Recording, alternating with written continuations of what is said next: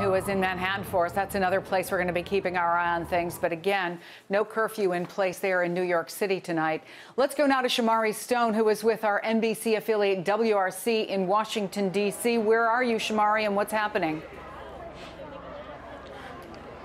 Well, right now I'm here at Lafayette Park. We are approximately 3 to 4 football fields away from the White House, and there is a barrier right here, a gated barrier, and you can see there is tension in the air between these protesters and the U.S. Park Police over here, who are making sure that the protesters do not breach this barrier and head into Lafayette Park towards the White House. You can see this right now. There are hundreds of U.S. Park Police officers out here. There's also another layer of security with Secret Service behind them. There's also a tactical vehicle, and there are different layers and mounted police patrols that are near the White House gate right now. These protesters are furious, angry that they say the 3 officers who are also shown on that video shown around the world of George Floyd, that they have not been arrested. But it's just not George Floyd. They're upset about what happened with the Philando Castile no conviction.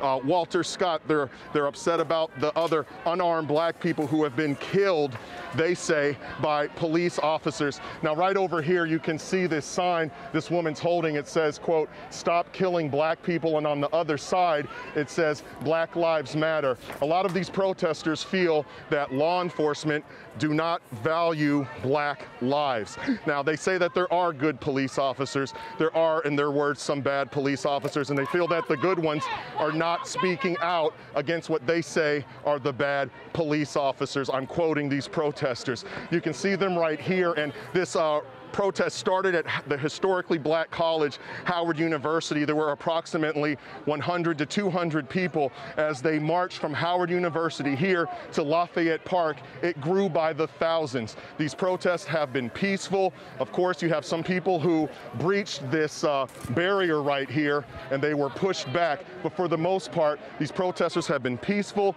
and they want to make sure that their message is heard, that they are sick and tired, in the words of one woman, of police brutality, systemic racism, and implicit bias. Back to you. Shomari Stone for us in Washington. Thanks, Shomari. Appreciate it. Meantime, funeral arrangements are underway for George Floyd. The mayor of Houston signaling he will be laid to